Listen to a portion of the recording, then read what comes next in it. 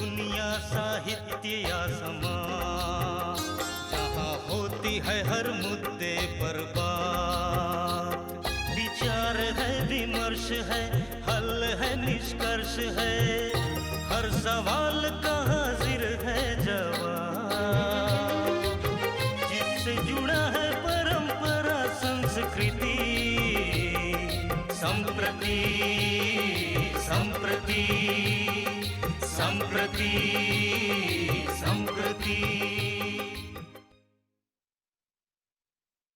नमस्कार, मैं हूँ रवि प्रकाश और यह कार्यक्रम है संप्रति।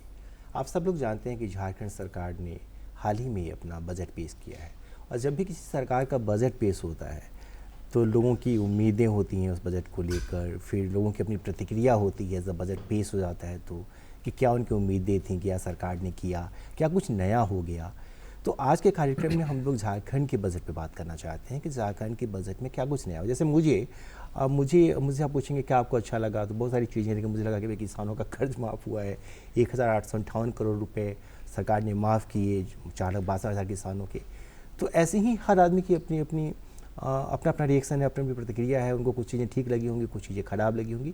तो आज बात करते हैं झारखंड के बजट पर, यह समझने की कोशिश करते हैं कि इस बजट में आखिर क्या है, उससे क्या कुछ होने वाला है झारखंड में, एक साल के बाद झारखंड कहाँ पे खड़ा होगा। और इस पर बात करने के दो खास लोग हमने बुलाया है। हम स्वागत करते हैं हरीश्वर दयाल साहब का, जो जाने माने अर्थशास्त्री हैं, सेंट जेवियर्स कॉलेज में अर्थशास्त्र विभाग के हेड ऑफ द डिपार्टमेंट हैं। और बजट जो बनता है झारखंड सरकार का, पिछले कई सालों से उस बजट में आपका बहुत बड़ा पार्टिसिपेशन रहा है और हम लोग हर बार आपसे समझते रहे बजट को। तो आपका स्वागत है सर इस कार्यक्रम में। विनय सरवागी साहब जो इस राज्य के जाने माने उद्योगपति हैं, सोशल वर्कर हैं, समाज सेवी हैं और हमारे कार्यक्रमों में आते रहे। आपका भी स्वागत है सर। सर आपसे ही शुरू करना चाहते हैं प्रोग्राम को कि इस बजट में आपके हिसाब से क्या क्या चीज़ें हैं ठीक जिन्हें पॉइंट आउट करना चाहिए। पहली चीज़ इस बजट में अगर देखें हम लोग तो एक निरंतरता है। बजट सिर्फ 1 या 2 साल के लिए नहीं बना करके आने वाले 6 साल के लिए बनाया गया है।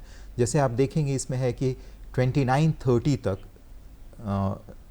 10 लाख करोड़ रुपया आय हो जाए, 10 ट्रिलियन इकोनॉमी नॉमिनल टर्म्स में जीडीपी का, उसका एक खाका है और एक लक्ष्य रखा गया है। तो एक लक्ष्य रखा गया कि अगले 6 साल तक हम कहाँ जाएंगे और बजट को इस अनुरूप बनाया जाए कि अगले 10 साल में एक समावेशी और तेज विकास के साथ राज्य अच्छे राज्यों में से एक कंसिडर किया जा सके। तो मुझे ये काफ़ी अपील करता है और जिसके कारण आने वाले जितने बजट होंगे आने वाले समय में वो कहीं ना कहीं उस लक्ष्य को प्राप्त करने वाले होंगे। तो स्टैंड अलोन बजट नहीं है, आने वाले 6 साल का रोड मैप है। और ख़ास करके ऐसे समय में जिस समय में कि राज्य में 2 इलेक्शन होने वाले हैं, उस समय में इस तरह का बजट काफ़ी सराहनीय है। जैसे मैं आपका आर्टिकल भी पढ़ रहा था प्रभात खबर अखबार में और बाद में बजट को भी मैंने थोड़ा बहुत पढ़ा, जो है कि भी हेल्थ में इतना अलॉटमेंट, एजुकेशन में कुछ घटा है अलॉटमेंट, तो अलग अलग विभागों का अलग अलग अलॉटमेंट हुआ है, एग्रीकल्चर का अलग अलॉटमेंट। तो अलॉटमेंट वाइज कितना सेटिस्फैक्ट्री है ये? एक्चुअली ये तो फिर कुल मिलाकर के 100% होना चाहिए टोटल अलोकेशन। तो कहीं एक जगह बढ़ता है तो दूसरी जगह कम होता है। जैसे सिंचाई में इस बार ज़्यादा ध्यान दिया गया है क्योंकि कृषि का विकास ज़्यादा सिंचाई पे हो सकेगा और सिंचाई में अच्छे अच्छे प्रोजेक्ट अनाउंस किए गए हैं, जैसे कि वो मेगा लिफ्ट इरिगेशन प्रोजेक्ट जो पटमदा पीटार का है, और फिर जैसे पाइपलाइन से पलामू में इरिगेशन, क्योंकि वो काफ़ी गर्म इलाका है तो वो वाटर इवापोरेट नहीं करेगा। तो एक इरिगेशन और वाटर एफिशिएंसी पे भी काफ़ी ध्यान दिया गया है इरिगेशन में, जिससे कि टोटल इरिगेशन कवरेज जो थोड़ा बढ़ा भी है इधर राज्य में और ज़्यादा तेज़ी से बढ़ेगा। तो कुल मिलाकर के कहीं ज़्यादा अगर दिया जाता है तो कहीं कमी होगी, तो वो उसके अनुरूप किया जा रहा है। जहाँ जितना डिमांड आया और जिस तरह के प्रोजेक्ट, जिस तरह के स्कीम्स वगैरह इम्प्लीमेंट हो रहे हैं, उसके बेसिस पे किया गया है। तो वह बैलेंस करते हुए है कि, तो इसीलिए हम लोग कह रहे हैं, अगर आप उस लेख की बात कीजिए तो हमने कहा कि बैलेंस करने की कोशिश की है। तो एक बैलेंस्ड बजट है सभी क्षेत्रों को मिला करके। जी, जो उद्योगपति जाहिर है कि उद्योग जो है हमारा बड़ा मजबूत पिलर है जिससे कि इंडस्ट्री ग्रो करती है इकोनॉमिक्स की। आपकी क्या उम्मीदें थी उद्योग जगत की और कितना कुछ उसको ये कैटर कर पा रहा है ये बजट? देखिए, ऐसा है कि जहाँ तक पूरे बजट की बात करूँ, जैसा दयाल जी ने कहा कि पूरा बजट यदि मैं देखता हूँ तो बहुत बढ़िया बजट है, क्योंकि इसमें जो हमारी आवश्यकताएं हैं, विशेषकर जो हमारे किसानों के लिए जो ऋण माफ़ किया गया है, ऋण माफ़ी नहीं किया गया है, ये एक बहुत बड़ा है कि जो एनपीए हो रखे हैं उनको भी ऋण माफ़, जो समझ लीजिए गवर्नमेंट ऑफ इंडिया नहीं कर पाती है, और प्राय करके देखा जाता है कि एनपीए खातों का ही माफ़ होना चाहिए, तो वो एक बहुत अच्छा कदम है। जैसे लेकिन आपने प्रश्न किया उद्योग के लिए, तो उद्योग में मैं कहूँगा कि बहुत ज़्यादा लुभावन बजट नहीं कहा जा सकता है। कृषि क्षेत्र के विकास के लिए बहुत अच्छा काम, बहुत अच्छी बातें कही गई है, क्योंकि पलामू और गढ़वा जो क्षेत्र है उसमें हर वर्ष पानी की समस्या रही और हर वर्ष कुछ न कोई कारण से वहाँ पर बहुत अच्छे फसल नहीं हो पाए, तो इरिगेशन के माध्यम से वहाँ पर हम लोग प्रगति कर सकते हैं। लेकिन जहाँ तक झारखंड में उद्योग का सवाल है, उद्योग की स्थिति बहुत अच्छी मैं नहीं कहूँगा। जो एमएसएमई है किसी भी कारण से रुग्ण अवस्था में पहुँची हुई है, या बड़े उद्योग कोई कारणों से गत 20 वर्षों में यदि हम देखें तो बहुत ज़्यादा उद्योग नहीं लगे हैं। जैसे मैं एक उदाहरण स्वरूप कहूँगा कि 20 वर्ष में जहाँ कोयला हम लोगों को प्रचुर मात्रा में है, हमें 20 वर्ष लग गए कि पहला हमारा थर्मल पावर स्टेशन अब इनॉग्रेशन की स्थिति में आया है, जो नॉर्थ कर्णपुरा में आज प्रधानमंत्री जी करने वाले थे। कहने का तात्पर्य ये है कि जो हमारी खनिज संपदा है उसको हम रॉ मटेरियल के रूप में बाहर नहीं भेज करके यदि हम वैसे उद्योग स्थापित करें जो कन्वर्शन यहीं हो, तो उससे हमारे क्षेत्र का बहुत रूप से विकास हो सकेगा। दूसरी मैं समझता हूँ कि एक सही वक्त था जिसमें हम एमएसएमई जो हमारी रुग्ण हो गई है जहाँ भी है, उसके लिए एक पॉलिसी लाने की व्यवस्था करते, क्योंकि जो एमएसएमई रुग्ण होकर के यदि बंद होता है तो सिर्फ वो जो कारोबारी है उसको उसके लिए नुकसान नहीं है, बल्कि वो डेड एसेट बन जाता है, वो प्रदेश का एसेट जो है वो डेड रहता है। तो जहाँ जहाँ ये संभव है कि हम एमएसएमई को वापस चालू कर सकें या थोड़ी सी सहायता से हम चालू कर सकें, वैसी व्यवस्था करनी चाहिए। तो मैं समझता हूँ कि एमएसएमई के क्षेत्र में काम जो होना चाहिए, एमएसएमई के लिए कुछ चीज़ें आनी चाहिए थी, वो इसमें नहीं है। लेकिन जैसा दयाल जी ने कहा कि भाई कहीं पर कम कहीं पर बेसी होता है, लेकिन मैं समझता हूँ कि दूसरा जो हमारा विकास कृषि के अलावा जो हमें सबसे अच्छे रूप से विकास दे सकता है और 10 ट्रिलियन की इकोनॉमी के लिए, तो मैं समझता हूँ कि हमें उद्योग पे काफ़ी फोकस करने की आवश्यकता है। हाँ, क्योंकि बहुत पहले जब उद्योग कम ही जगहों पे लग रहे थे आज़ादी के बाद, तब झारखंड इलाके में लग रहा था तो बड़े उद्योग लगे, तो उम्मीद तो जगती ही है। और सर एक चीज़ और है कि जब जो वित्त मंत्री होता है या जो वित्त सचिव होते हैं उनका पार्टिसिपेशन काफ़ी मन से रहता है। जैसे कि डॉक्टर एम.एस. राव खुद ही पीएचडी हैं इकोनॉमिक्स में, आईपीएस ऑफिसर थे, तो पार्टिसिपेशन के लेवल पे आपको क्या लगता है कि गवर्नमेंट के ऑफिशियल्स का, इवन फिनेंस मिनिस्टर का कितना ज़्यादा पार्टिसिपेशन था, उनकी क्या इच्छाएं रहीं जब बजट आप बना रहे थे?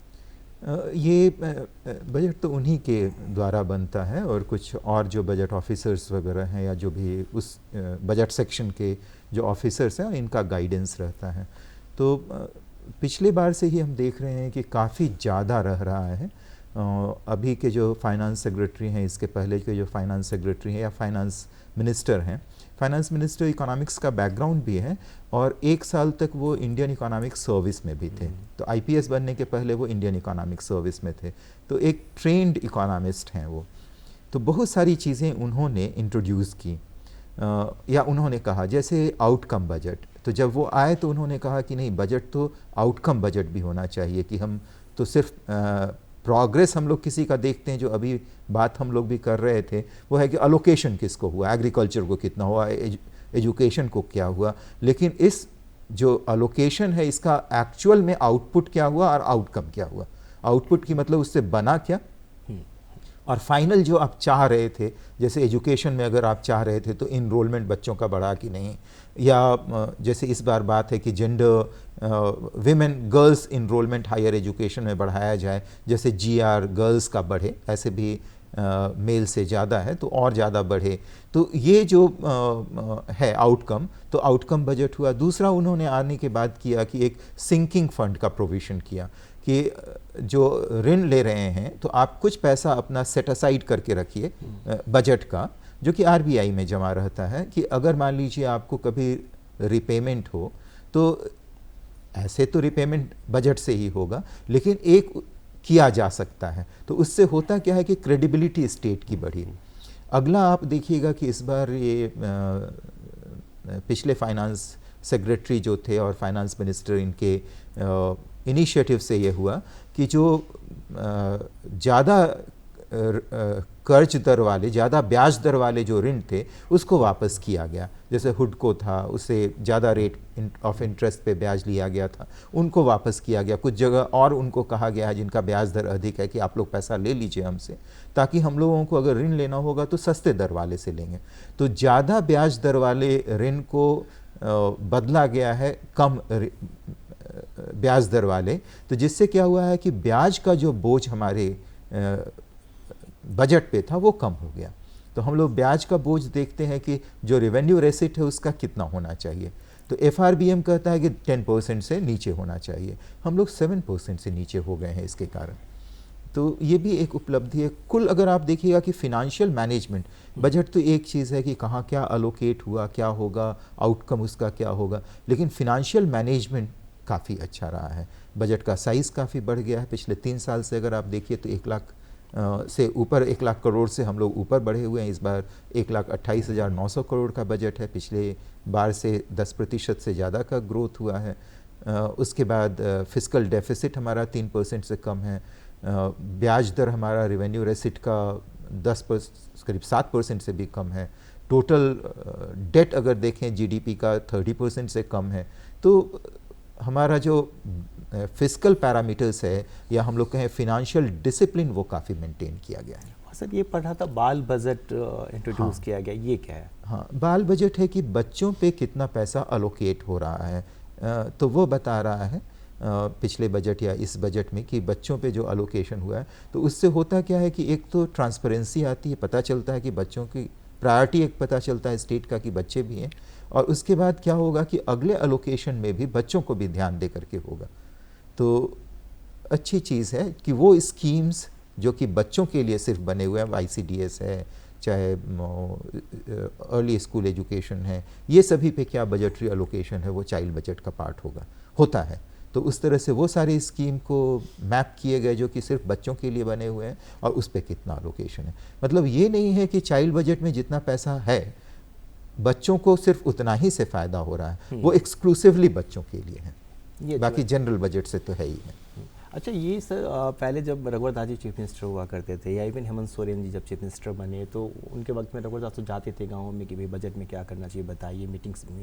हेमंत सोरेन जी ने भी मीटिंग्स की कई सारी, हालांकि बीच में परिस्थितियाँ ऐसी बनी कि वो चीफ मिनिस्टर नहीं रहे, अब चंपई सोरेन चीफ मिनिस्टर हैं। जो सुझाव लिए जाते हैं तो उन सुझावों का कितना इम्प्लीमेशन होता है, कितनी बातें सुनी जाती हैं, या ये एक फैशन की तरह होता है कि भाई हमने आपको बुलाया, हमने सुना, काम वही करेंगे जो हमको करना है? नहीं, मैं समझता हूँ कि उसमें काम होता है। मैंने जो महसूस किया है रघुवर जी के समय में भी और हेमंत जी के भी समय में भी, जो बातें कही गई उसको जहाँ तक संभव हो उसको बजट के लाने की चेष्टा करते हैं। लेकिन अभी की सरकार के साथ तो दिक्कत रही, 2 साल तो कोविड से ही लड़ते रहे। तो उसके बाद भी 1,28,000 जो दयाल जी ने कहा, इतना बड़ा अच्छा बजट लाना एक बहुत बड़ी बात है, और इस पे काफ़ी प्रयास किया गया है। लेकिन जो मैंने पूर्व में भी कहा कि देखा जाए तो जितनी भी तरह की जो कंटिन्यूटी है, जैसे मैं देखता हूँ कि बहुत वर्षों से ये JMM का एक रात धोती बांटने की जो व्यवस्था थी, या समझ लीजिए ICDS के जो प्रोजेक्ट हैं, तो ये सब। अब लेकिन जो सबसे बड़ी बात जो हम लोगों को लगती है कि खर्च होना, क्योंकि कई विभागों में आप देखेंगे कि जो लास्ट ईयर का एलोकेशंस हुए हैं वो खर्च नहीं हो पाते, या तो कोई कारण जो भी हैं, यदि समझ लीजिए कहीं पर 50% में है, कहीं 60% में है, कहीं कहीं कुछ ऐसी स्थितियाँ हैं कि 18-20% में है। तो बजट के एलोकेशंस को वो विभाग कितनी अच्छे मूर्त रूप से जो भी उनके प्रोग्राम्स हैं या जो भी कार्यक्रम हैं उसको वो चलाए, ये देखना बहुत ज़रूरी है। जिससे कि आखिरी व्यक्ति तक उसको वो मिल सके जो बजट के प्रारूप में बनाया गया है, जो कुछ वर्षों से थोड़ा सा नीचे की ओर जा रहा है। इसको हम मॉनिटर करने की आवश्यकता है।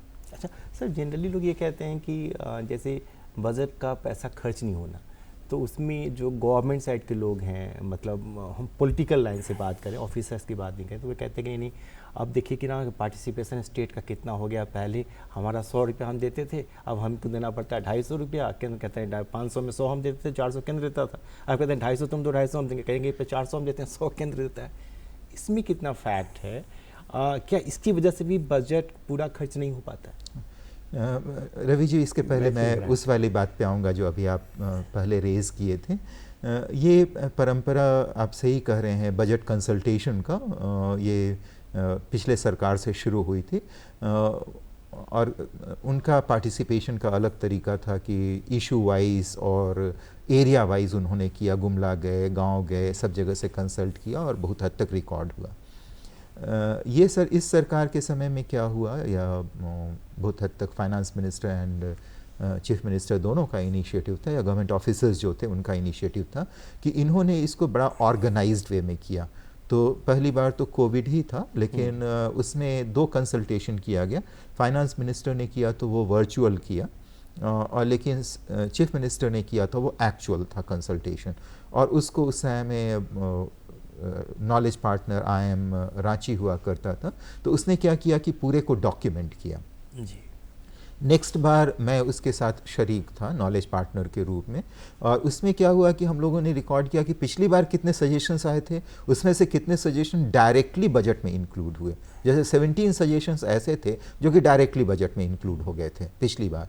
तो होता क्या है कि जितने सजेशंस आ रहे थे, सारे सजेशन को फिर क्या किया जा रहा है कि उसको क्लासीफाई करके डिफरेंट डिपार्टमेंट्स में भेज दिया गया। जैसे कि एजुकेशन का है, एजुकेशन में भेज दिया गया, और वहाँ से कहा गया कि अगर आप इसके अनुरूप कोई स्कीम ला सकते हैं या कोई आपका प्रपोजल है तो वो आप दीजिए।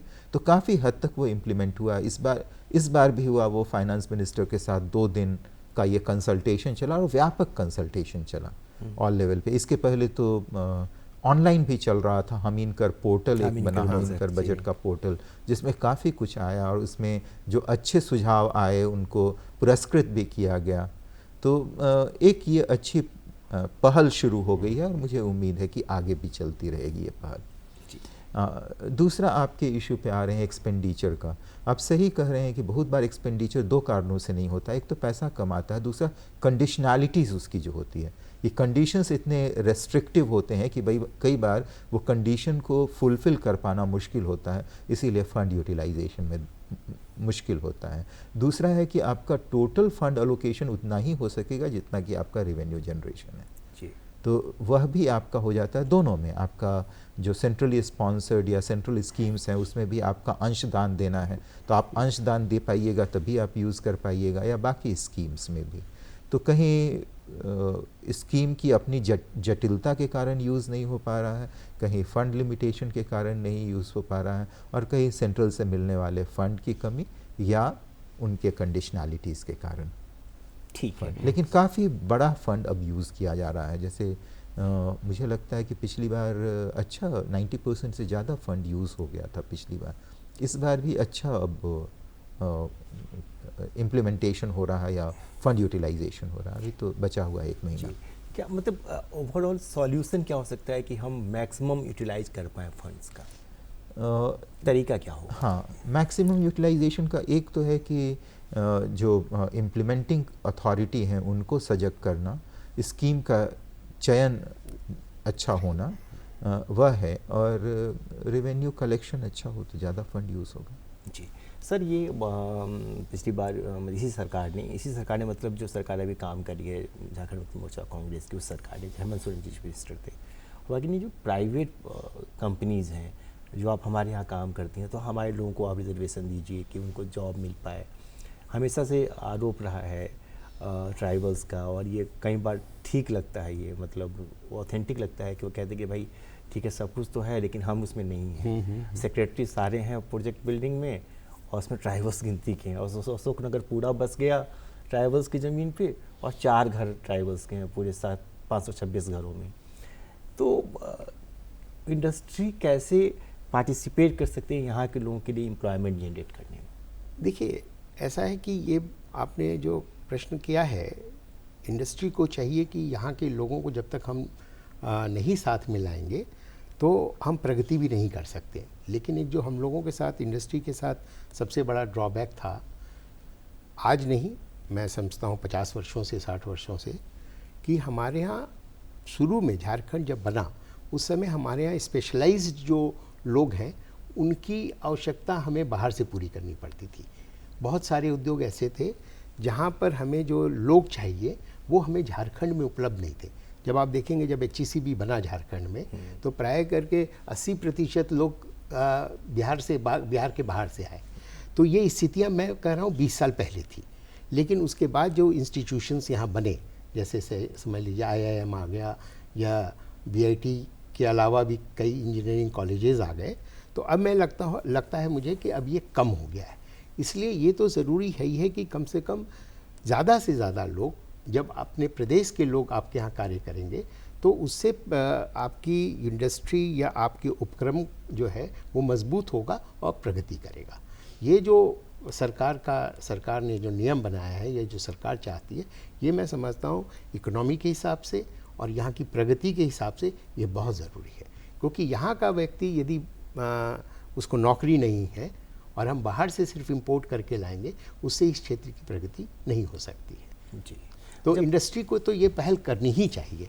और इसमें सबसे बड़ा जो काम कर सकता है वो है टूरिज़्म सेक्टर। तो मैं जैसे इंडस्ट्री की जब बात कर रहे थे, तो टूरिज़्म में भी मैं समझता हूँ कि जो फोकस होना चाहिए वो अभी भी उसमें कुछ कमी हमको दिखती है। क्योंकि मैं कई 20 वर्षों से ये बात कर रहा हूँ कि झारखंड में जो सबसे बड़ा पोटेंशियल है वो धार्मिक टूरिज़्म का है। यदि हम धार्मिक टूरिज़्म की बात करें तो हिंदू धर्म से लेकर जैन और बौद्ध, इन तीनों धर्मों के लिए इतने बड़े आयाम हैं, ये इतनी बड़ी चीज़ें हो सकती है, लेकिन वो कार्य पूरा हो नहीं पा रहा है, या उस पर जो प्रगति होनी चाहिए, जितना प्रगति है लेकिन जितनी होनी चाहिए। क्योंकि अभी आप जाएंगे छोटी छोटी कंट्री में बाहर में, तो अभी मैं एक जगह गया था, वहाँ पर मुश्किल से 20 फीट से एक फॉल गिर रहा है, उसको दिखाने के लिए लोग ले जाते थे। जब मेरे को लेकर गए, मैंने कहा भैया इससे बहुत बड़े बड़े फॉल्स हमारे प्रदेश में हैं। तो मैं समझता हूँ कि हम लोग मार्केटिंग में हम लोग दूर हैं। जैसे मैं जब जैन धर्म की बात कहता हूँ तो ये जो इसरी है, या जो अपना यहाँ पर 20 तीर्थंकरों ने निर्माण किया, तो अब पूरे जैन धर्म के अनुयायियों के लिए इससे बड़ा तीर्थ स्थल नहीं है। लेकिन जो वहाँ होना चाहिए या जो वहाँ की आवश्यकताएं हैं उसको हम लोग यदि पूरा करते हैं, तो मैं समझता हूँ टूरिज़्म सेक्टर एक ऐसा है जिससे आप रोजगार के बहुत बड़े साधन बनते हैं।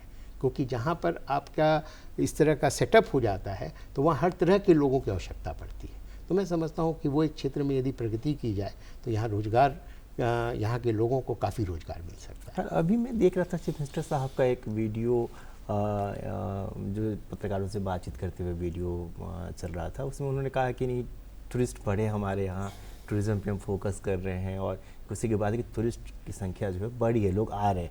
अभी मेरे एक दोस्त हैं जो मेरे साथ काम करते हैं BBC में, उन्होंने पूरे झारखंड का प्लान बनाया 6 दिनों का।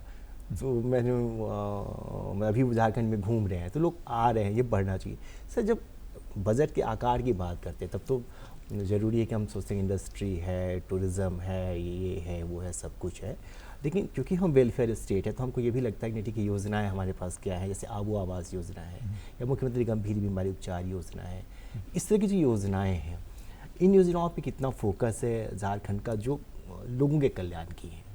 इस बार का अगर आप अलोकेशन देखेंगे, हम लोग पूरे अलोकेशन को 3 भागों में बांटते हैं। एक जनरल सेक्टर कहते हैं कि जो बाकी सारी चीज़ें जिसमें इंक्लूडेड हैं, वो पब्लिक सर्विसेज के सैलरीज वगैरह सारी चीज़ें उसमें इंक्लूडेड हैं। मतलब जो आप देखिए जिसमें कमिटेड एक्सपेंडिचर भी उसमें आ जाता है। लेकिन 2 दूसरे जो क्षेत्र हैं, एक सोशल सेक्टर हम लोग कहते हैं, जिसमें आप जो स्कीम्स कह रहे हैं वह भी आ जाता है, हेल्थ एजुकेशन वगैरह भी आ जाता है। और अगला है जो इकोनॉमिक सेक्टर है, rural development, urban development, road construction, सारी चीज़ें उसमें आती हैं। तो टोटल अलोकेशन में अगर आप देखिएगा ओवर द ईयर्स, तो इस बार बजट में जनरल सेक्टर में अलोकेशन कम है और बाकी इन दोनों में social sector and economic sector में ज़्यादा है। तो बजट को कोशिश किया गया है, एक तो वो 10 ट्रिलियन इकोनॉमी वाला जो टारगेट है उसको अचीव करने के लिए इकोनॉमिक सेक्टर पे दिया गया है और बैलेंस किया गया है उसको सोशल सेक्टर से कि लोगों की इच्छाएं पूरी हो सके, जिसमें हुआ है कि हाँ हम अगर पहले चावल देते थे तो दाल भी देते हैं, अब सब्जी भी देंगे, सोयाबीन दे रहे हैं। सोयाबीन की सब्जी देंगे उनको, या सब्जी बना सके सोयाबीन से, घर भी देंगे, कपड़ा भी देंगे, तो रोटी कपड़ा मकान तीनों सुविधाएं हम लोग दे रहे हैं। कवरेज आप देखिएगा ग्रीन कार्ड का 5 लाख से बढ़ा है, हाँ 20 लाख था 25 लाख हो गया है। तो ये सारी चीज़ें कर रहे हैं जो कि सोशल सेक्टर के लिए। तो मेन एम्फेसिस इनका सोशल एंड इकोनॉमिक सेक्टर है।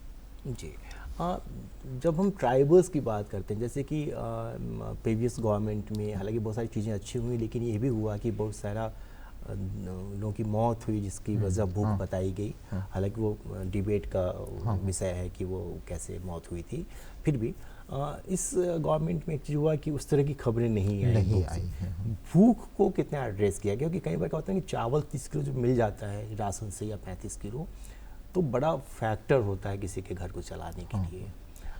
ये सब कितना कुछ हुआ सर, कितना नहीं, भूख को काफ़ी मैनेज किया गया है अच्छी तरह से। सबसे ज़्यादा समस्या अगर देखिएगा देश में हुई थी वो कोविड के समय में, और झारखंड उन राज्यों में से एक रहा जो कि कोविड को बहुत अच्छी तरह से मैनेज करने की कोशिश किया सारे लिमिटेशन के बाद। अगर आप देखिएगा तो एक तरफ हम लोग देख रहे हैं उसका असर भी रहा। तो एक तरफ आप देखिएगा कि कुछ राज्य में थे कि जो प्रवासी मजदूर आ रहे थे बेचारे डर करके रात में चलते थे, रेलवे की पटरी पे सो रहे हैं जिसमें एक्सीडेंट हुआ है। कहीं आपने देखा कि सिपाही जो पुलिस है उन पर अत्याचार कर रहा है, फिनाइल से नहला दिया गया, कहीं पीटा जा रहा है। ये आप देख रहे होंगे अगल बगल के राज्यों में। कुछ राज्यों में, झारखंड में स्थिति देखिए तो पुलिस भी बहुत संवेदनशील रहा। थाना में उनको खाना खिलाया जा रहा था, खिचड़ी बन रहा था। जो उस समय के डीजीपी थे या जो भी इंस्ट्रक्शन गवर्नमेंट का होगा, तो सारे थाना में था कि नहीं जो भी अगर आ रहा हो उसको खाना तो खिला दो। तो खिचड़ी बन रहा था, खाना खिला रहे थे। यहाँ के बाकी जितने भी थे स्वयंसेवी संस्थान थे, लोग थे, सभी उनको सपोर्ट कर रहे थे। तो जिसके कारण भूख नहीं हुई उस समय में। और उस समय का जीडीपी डिक्लाइन जो कि लॉकडाउन के कारण हुआ था, अगर देश का देखिएगा तो 5.8% से जीडीपी डिक्लाइन किया, मेरे यहाँ से 5.3% से किया। मतलब देश के औसत से हम लोग बेहतर रहे कोविड के समय में। कोविड के बाद से भी और स्थिति इम्प्रूव करना शुरू हुई है। तो भूख की अब वो स्थिति नहीं आती है कि भूख से कोई मौत हुई हो। मतलब सच्चाई हो या न्यूज़ हो, दोनों नहीं आया है। अब मेरे पास वक्त नहीं है और बातचीत लंबी हो सकती है, मुझे रोकना पड़ेगा। आप दोनों ही लोगों का बहुत बहुत धन्यवाद। मुझे पूरी उम्मीद है कि आपका भी अपना परसेप्शन होगा, आपका भी अपना अनुभव होगा, आपकी भी स्टडी होगी बजट को लेके, और हम लोग ने जो बात की है उस बजट से आपका भी ताल्लुक होगा। मुझे इस कार्यक्रम को रोकने की इजाज़त दीजिए। अगले सप्ताह आपसे फिर मुलाकात होगी। नमस्कार।